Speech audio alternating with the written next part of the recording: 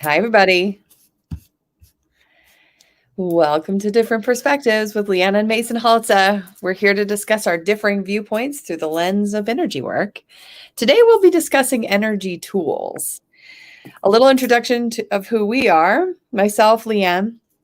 I have a background working in business before I found my true path and transitioned to energy work.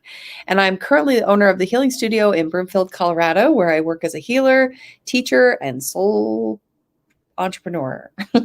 You can find more about me at insightfulinspirations.com. Mason has had the unique opportunity to be raised by a subtle energy aware household where more than meets the eye is not only validated but encouraged to explore. He's currently a student journalist at CSU. You can find his current work on the Rocky Mountain Collegian. Hi, Mason. Hi, everyone.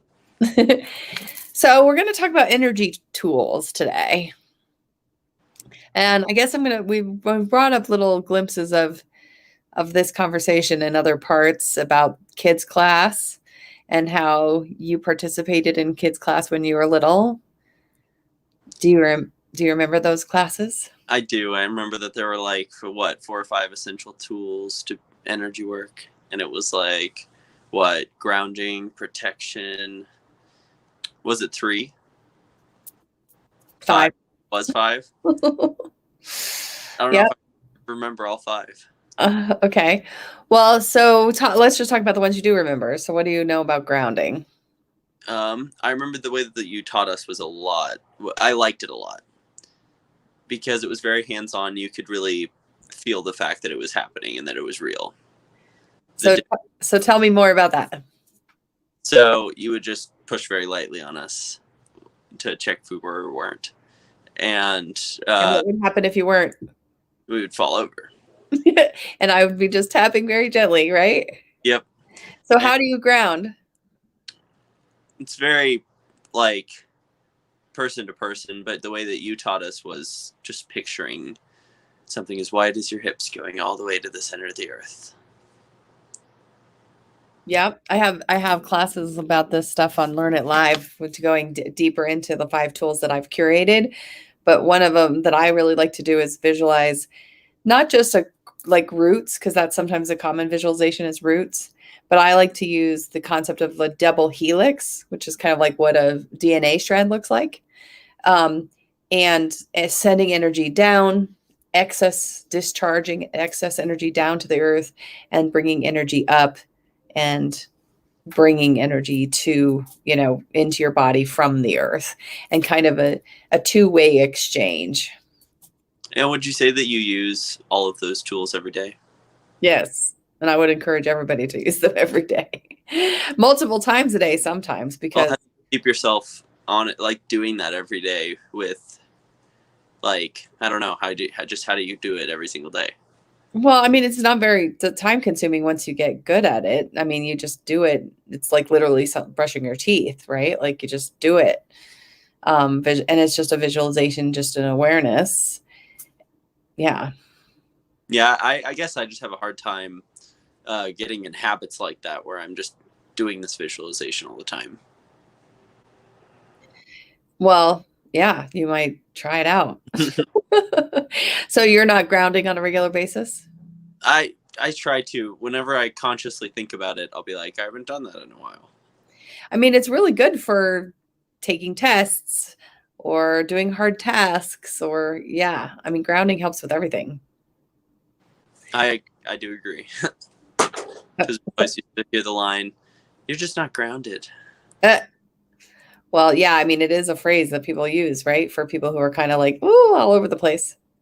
Yeah, but you guys meant it more literally. Uh-huh. So then let's talk about protection. The way do you remember how I taught you in kids class when you didn't have to? You described it as roses or whatever else you wanted to use, just 10 feet high around you. So arm's length around you in all directions. You can picture it's kind of like an egg shell, right? And you can picture an inside of that egg and how you want to feel, how you want to be held in, color, texture, whatever visualization you want to use. And then on the outside, same thing. What do you want the world to be receiving? Um, Now, do you remember what happens if you don't have your protection up? How I taught you that in kids class? What is it? The chords? No, I would have you hold your arm up and just Oh, gently the push way it that in. you would display that. I thought you meant what would happen if you didn't have your protection. Oh, no. I mean, we can talk about the threats for sure if you want to, but I remember that language being used a lot before we got into I think that was when you were trying to get into those habits constantly. Was when you were bringing them up a lot in the house, because that have petered off a little bit as the longer you've done it. well, you mean me talking about it? You using energy metaphors to talk about other people. Oh, Like you'd well, say, "Oh, I have a really bad cord from this person today." oh, no, I don't. I still say those things. Maybe not around me. Yeah, maybe not around you. Um, so okay, but so in kids class, if you didn't have your protection up, I would have you stick your arm out and then I could easily push it down, right? Yeah, and then you'd look for weak points. Yeah, now the weak points, right? So let's talk about that. So the gold energy above your head that represents cosmic energy, bringing that in and letting that cleanse and clear your whole aura, arms length around you in all directions. And if you didn't do the gold sufficiently, I could stick my finger in your aura, not even touch you, just stick my finger in a weak spot and you wouldn't be able to hold your arm up, I right?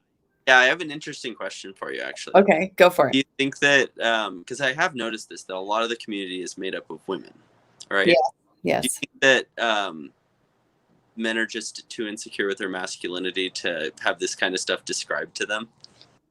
You know, I don't know. I think women are more inclined to get the soft self-care, right? I mean, more I think women are more inclined to go to therapy.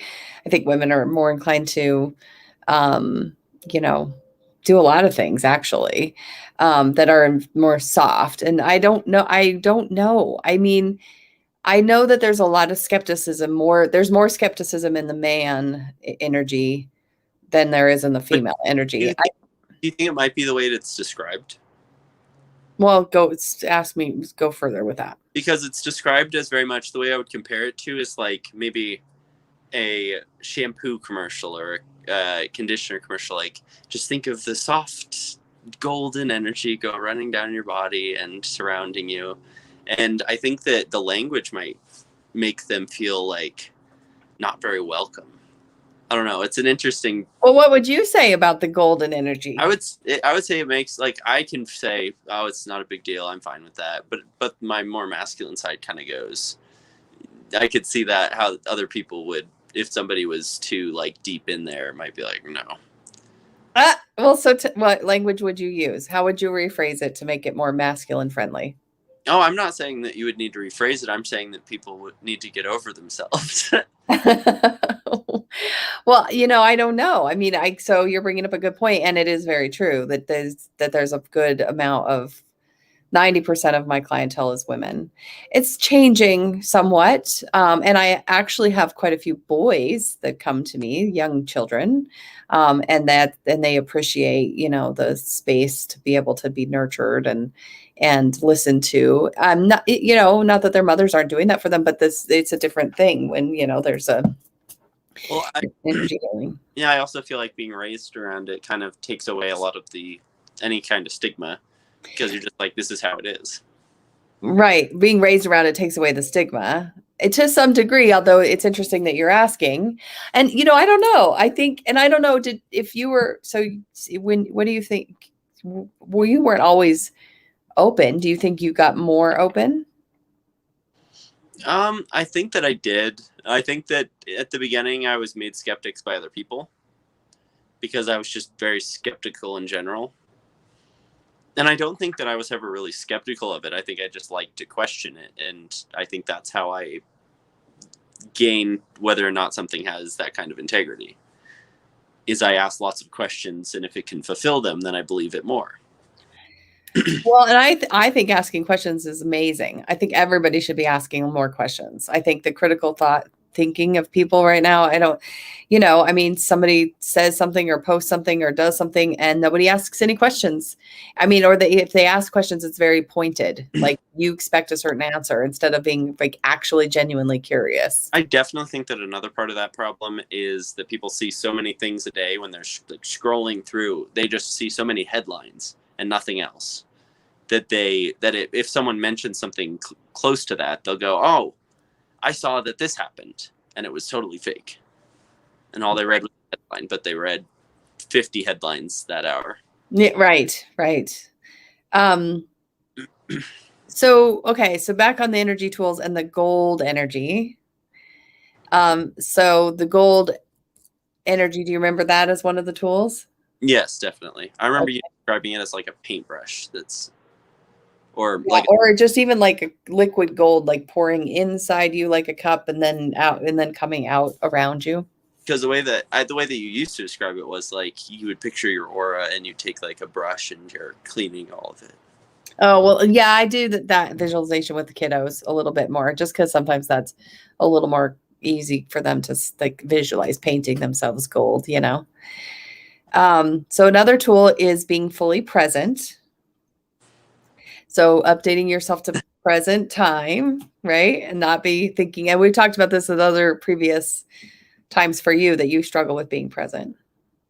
Definitely. I'm definitely, and I've kind of found in a lot of the community, like there's a lot of ADHD community posts that a lot of people experience this thing where if they have one thing in a day, they'll just be waiting all day for that thing. And I think that's what I do, unintentionally. Okay. So Mobius strip, gold magnet above your head, call back all your energy from all directions of time and space, bring yourself back, drop it in, fill yourself in. Yeah.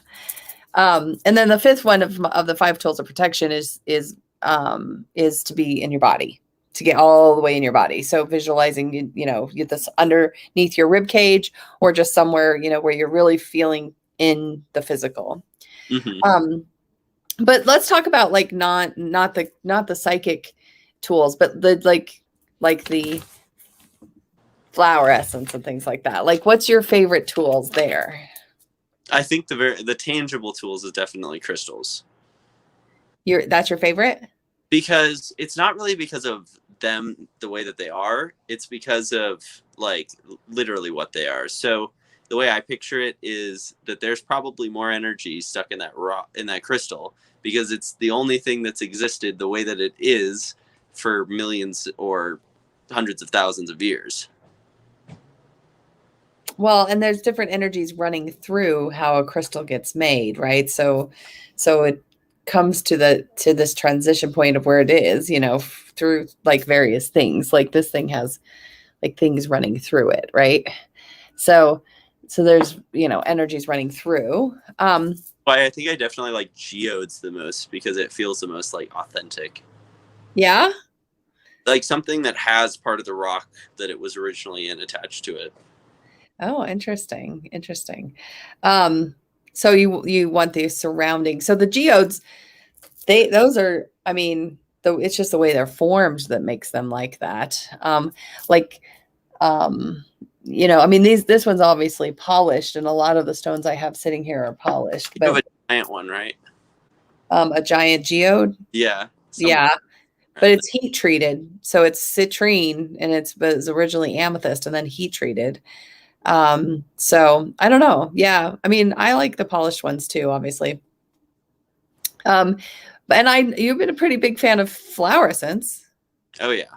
I think the tangible things is very much like I can almost convince the skeptic side of myself with the placebo part of it. Tell me more.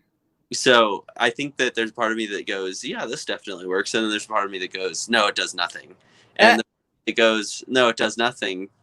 I can kind of convince myself that it is doing something because of placebo. Oh, so you don't think they actually work? Well, there's part of me that does and part of me that doesn't.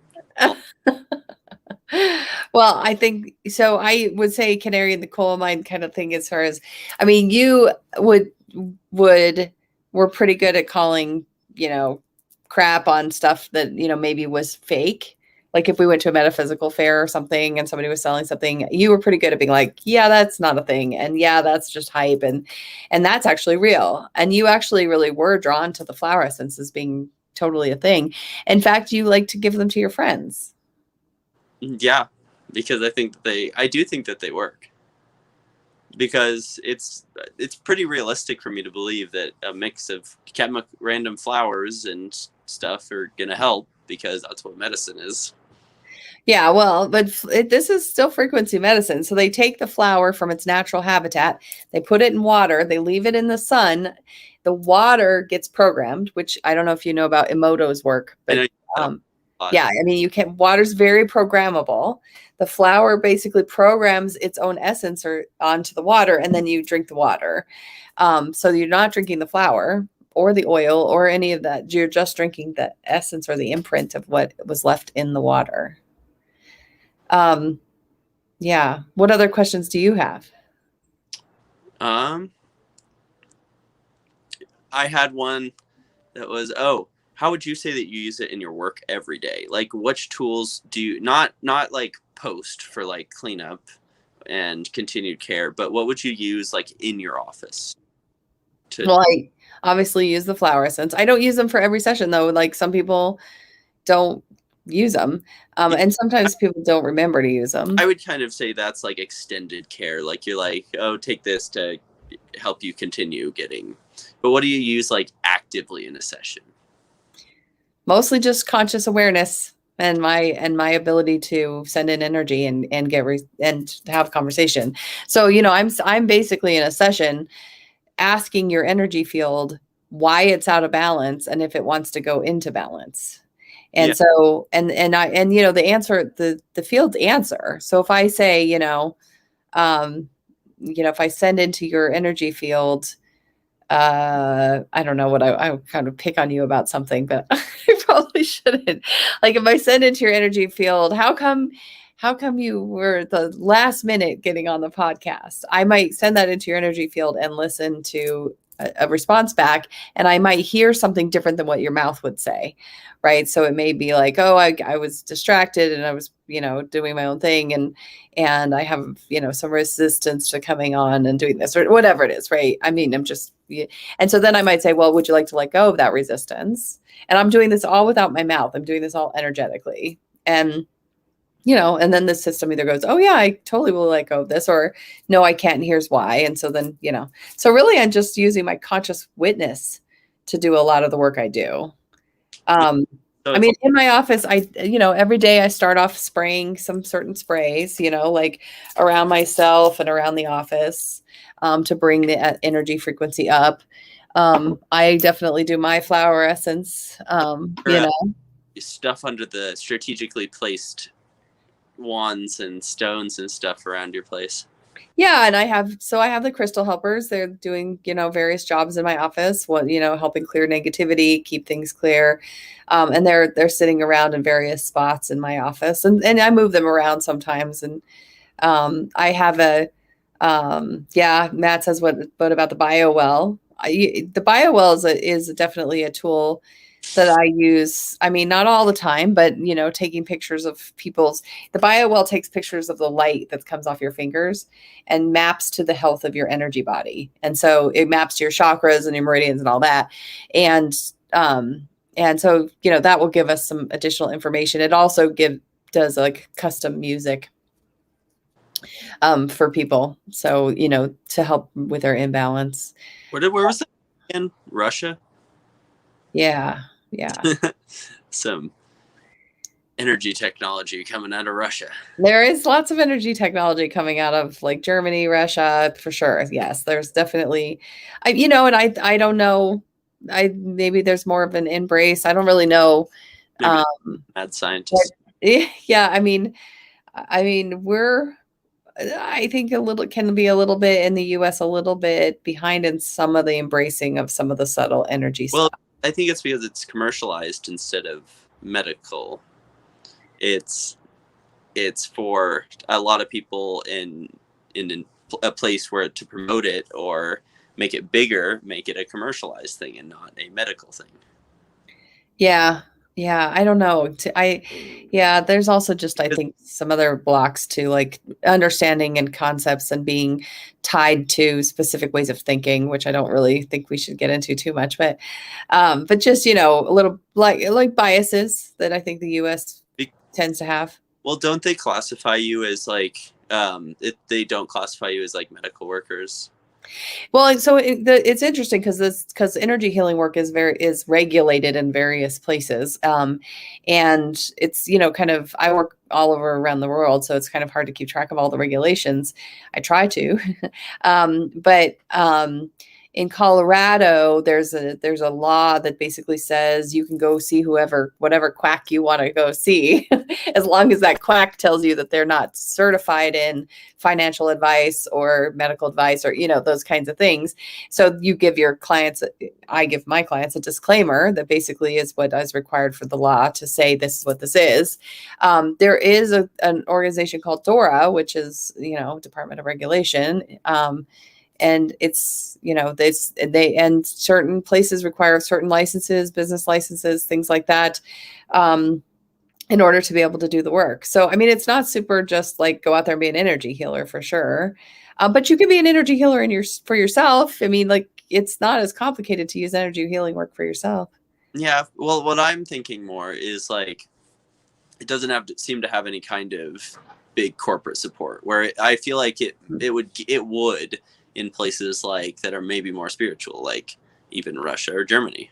Yeah, although Russians they're tend to be not spiritual, but Yeah. Um, but it, they're more scientific and more like looking at that. Yeah. that might even pull the efficacy of your stuff more because they believe in it. Because a Yeah. lot do believe in like acupuncture or is a huge thing in Russia, and I think a lot of the work you do. But I guess they do persecute people a lot. That Religion. yeah, Yeah. Yeah. Yeah, religion's not encouraged. But yeah, so I don't know. I just feel like um I feel like there is a lot of tools. I mean, and I have a whole bunch of them. I have a whole bunch of things that um, you know, I've been curating over the years, some almost too many things. I've got tons of Oracle decks. I use Oracle cards every day. That's would one of you, the tools I use. would you say that the industry is built around you? Like as you've come into the industry is kind of built up, or I how? don't know. I mean, I think that there's more acceptance for the fact that energy work is a thing. I don't think it has anything to do with me necessarily, but I think it just is becoming more and more. I mean, I do think there's a market for it. I mean, the self help market is huge, and then if you start moving into spirituality and things like that was definitely a capitalism type opportunity. So I do think it's grown. And I think grown sometimes in a way that's not super authentic, which is kind of unfortunate. Yeah, I do see a lot of people on TV making it look not so great. Yeah, and there's that spiritual ego too, where you're like, oh, I have all the answers for you, right? I mean, like, it's just I don't know. I definitely think that you can take anything and turn it into hype and turn it into something not good, you know? Well, I think that the problem is that it's a lot more. There's a lot more scams related to energy work that existed way before there were there was a huge market for general energy healing. Well, I mean, like snake oil, right? I mean, the whole reason the Better Business Bureau exists is because people would sell things like snake oil. And the Better Business Bureau was trying to help protect consumers from people selling things that weren't real. And if you ever watch like an old Western movie, they'll have the guy in the cart saying a miracle tonic. And it has Yeah. Yeah. cocaine and cough syrup in it. Cocaine and cough syrup. Oh God. Well, so you also use grids, right? Yeah, I have one set up right inside, right there. Yeah. And Yeah. it always I can tell when it's gonna get messed up. You can? Yeah, because something like it won't even be like something big or dramatic. It'll be like I'll be knocking things over, and then 20 minutes later, I'll just see something fall onto it, and it'll get all messed up. So you kind of have a sense maybe that's when it's ready to be refreshed. Yeah, because it does mess itself up a lot. Well, crystals get tired, you know. I hope you're like setting them out in the moon once in a while or something. I should be. Yeah. Yeah, we got a kind of a crazy moon, right? Like a eclipse and all kinds of stuff happening right now. That happened last night. Yeah, it's the energies have been super intense. So what other energy tools do you use? I I like it, crystals, sprays, essential oils. Oh, you like the sprays too. That's true. You do. Yeah, even the ones that don't smell like anything, I really like. Uh-huh. Because we had the moon water, Yep. and that doesn't really smell like anything, but I can definitely tell. Yeah. Then again, the water's programmed pretty easily, and so this was programmed for a specific reason, and then you use it. Okay, kind of a follow-up question to what we were talking about earlier with the market being targeted at one specific gender. Or do you think that the products are marketed in that way towards the more, I wouldn't even say female community, just the more open and liberal community? I think there's variances of energy tools and how they are pitched. I mean, there's definitely like a Wiccan, witchy, more, spells, potions, kind of market. And then there's like the fairies and the angels kind of market. But I would honestly say that a lot of it is marketed in a more feminine way. Yeah.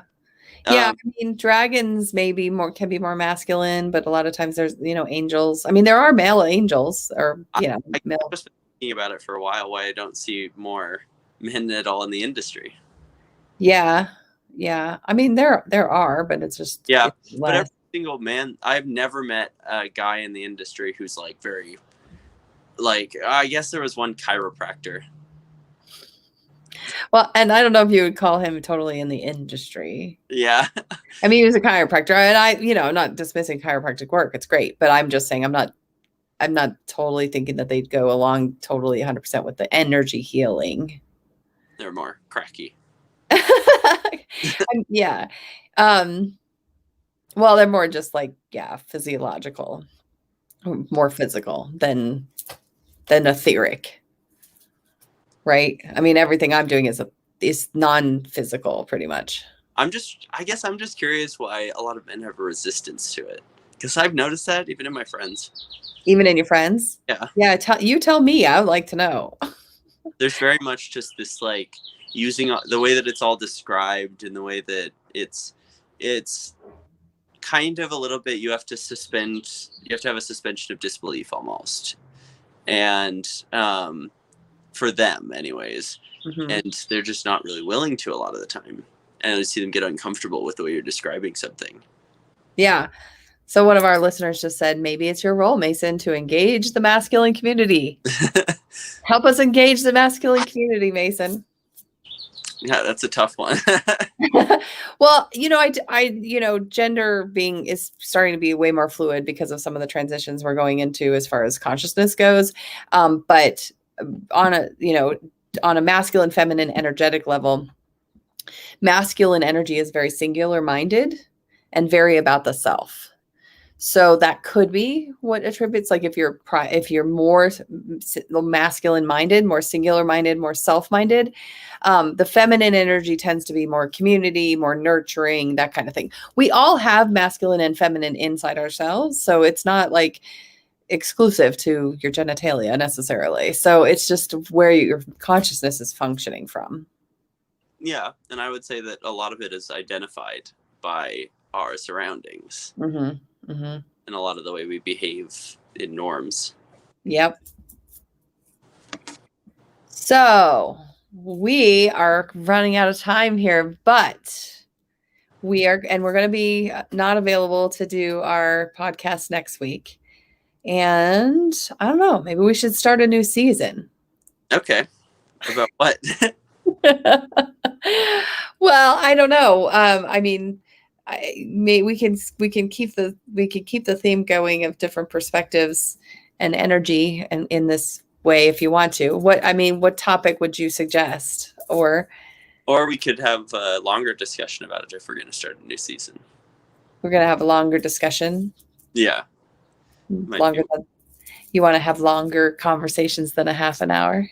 I meant like just a longer conversation about what we're going to generally talk about. Oh, you and I Yeah. offline.